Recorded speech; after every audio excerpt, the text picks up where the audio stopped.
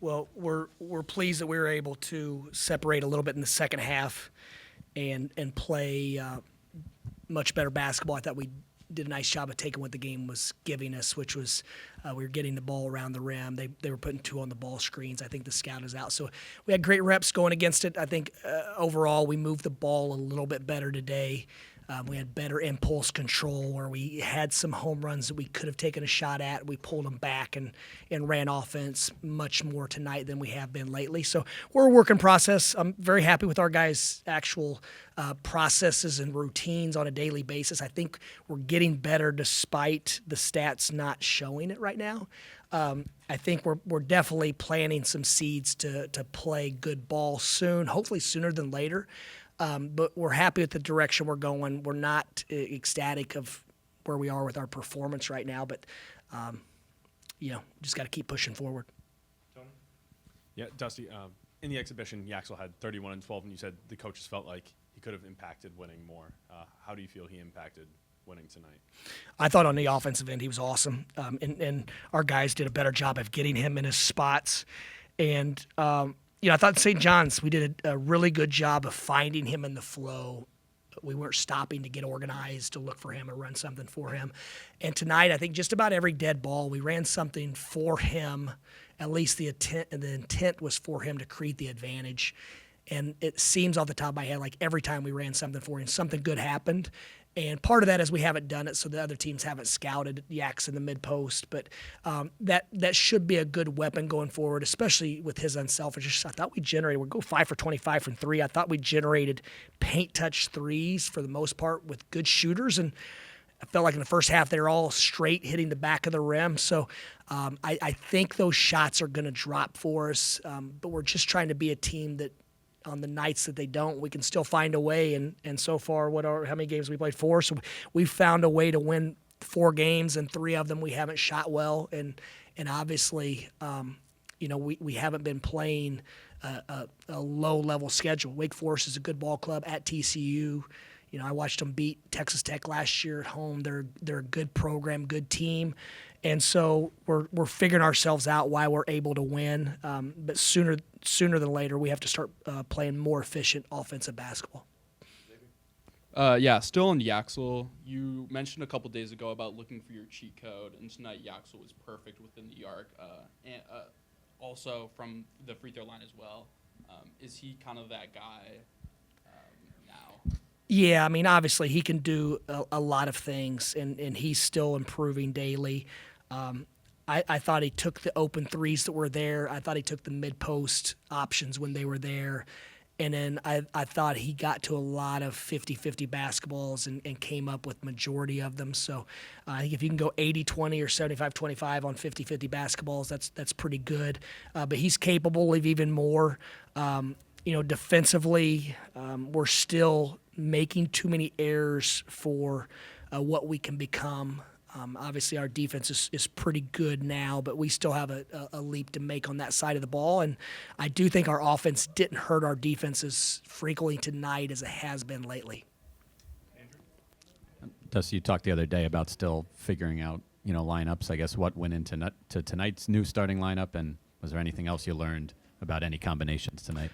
No, I didn't learn anything about the combinations off the top of my head, and I haven't looked at the numbers. We played the big lineup late, and it seemed like it was dominant defensively again.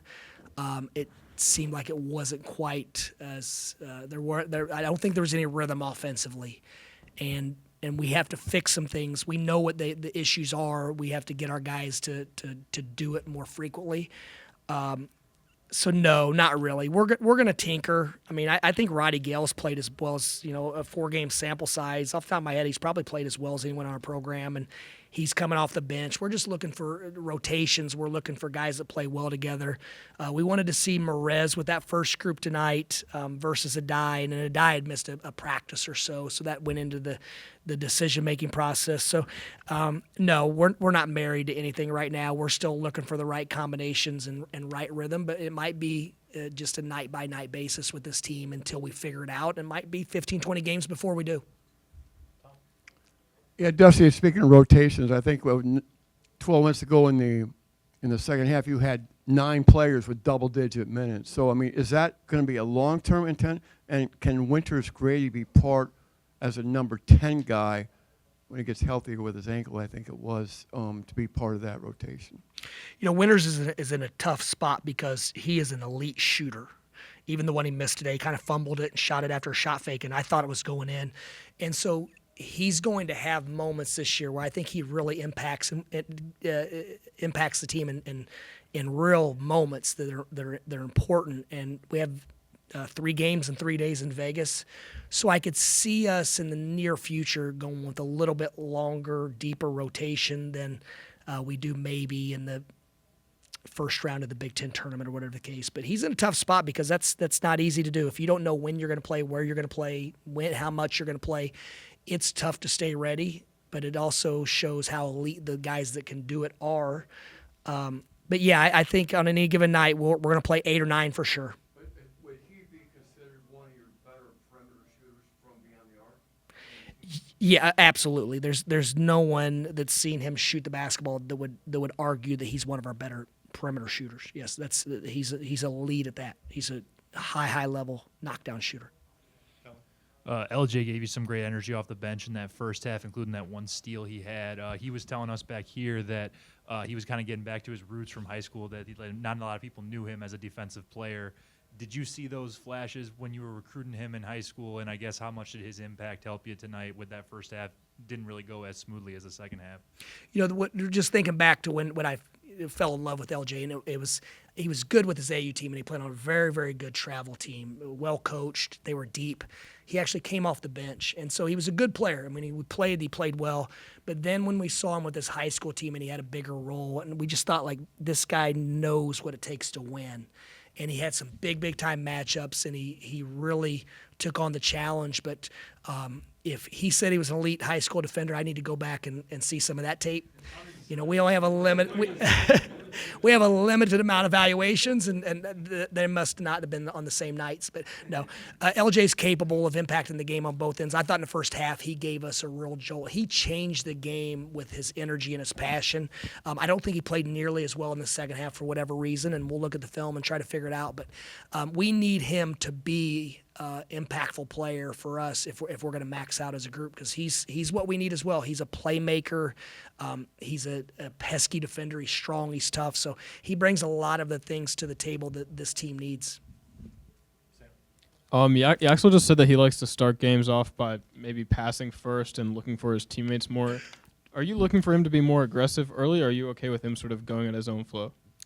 I don't want guys overthinking it. I want them taking what the game presents. If he's got an advantage to his right hand going downhill, I want him to take what the game presents. And ideally that's a rim finish, but like tonight, he got to the rim and they came over late for a verticality, and he skipped it to the 3. We kicked it back to Elliott. And those possessions, even when they don't go in, I feel like we're going to rebound 50+% of those, because the defense is broken down. We're in rhythm, we're cutting, we're moving, and then everything is positive. And so I want these guys to live it. I don't want them going into each possession saying I need to do this. I want them to I want them to read their man. I want them to read the ball and their teammates, and take whatever the game gives them. Anthony? Seems like you guys were about as active with your hands as you can be without fouling a ton. I guess, what do you make of the defensive effort and what you saw out there? I love what we can become defensively, and the assistant coaches were stressing that before the game of giving these guys a tangible number of deflections, and we don't give a lot of tangible numbers. It's more percentage of rebounds and percentage of this, because we want to play with 90 possessions, and if a team makes us play in the 60s and 70s, the numbers are skewed. But we didn't offensive rebound enough. We were more active today. I thought our intensity was better, and we've just let teams move the ball and be too comfortable against us. So I think we've got to do a better job going forward of when the offensive player catches the ball, his momentum is going away from the basket, so we're not on our heels as much. But defensively, we've got a very, very high ceiling. We could end up being one of the top teams in the country if we continue to get better, to learn the nuances of our defense and then stay committed to it. John? You mentioned defense and intensity. Yakel said that you asked the team for more aggression in the second half. What areas, what particular forms does that take in your mind, or did it? It did, and obviously when the ball's going in, it's energizing. In the first half, I thought we generated A-plus looks that didn't go in, and it impacted our in-between game, our transition, our conversion, and then it impacted our defense a little bit as well. That's why I was so happy with the second team, because they came in and gave us that defensive jolt without having scoring the baskets. And anyone's ever played the game of basketball, when you have an energizing play, you're going to defend with more energy. You may not defend smarter or whatever the case, but so I think simply by us getting off to a good start and not being consumed with is the ball going in or is it not, and then when it started dropping in, we just found a little bit more rhythm. And then defensively, I mean, we're huge, we're athletic, we're disruptive. And so when we rebound the ball and finish possessions, it seemed like they got us several threes out of their 10. They averaged 13 a game. Out of their 10 threes, I feel like 3 or 4 or 5 of them were on second or third shots. And once again, our first shot defense has been really, really good this year. We've just given up too many second chance efforts. And a lot of it's been we're not pursuing the ball well enough. From the perimeter, we're not jumping, we're not going after it like we need to, and so we're, like I said, we have a lot of room for improvement, but our guys have been committed to working and going in the right direction. Got time for a couple more, Charles? Yeah, you mentioned going out to Vegas next week. What have you seen through these first 4 games that gives you confidence that you can pick up a few high-quality wins next week? Nothing gives me confidence that we're going to pick up a few quality wins other than just we have a really good team. We're capable of playing really good basketball. But I haven't watched San Diego State. I've watched Auburn, obviously. We're very familiar with them. They sent us home last year, but they're talented. And I know their personnel. I know most of their players. I don't know them all together well.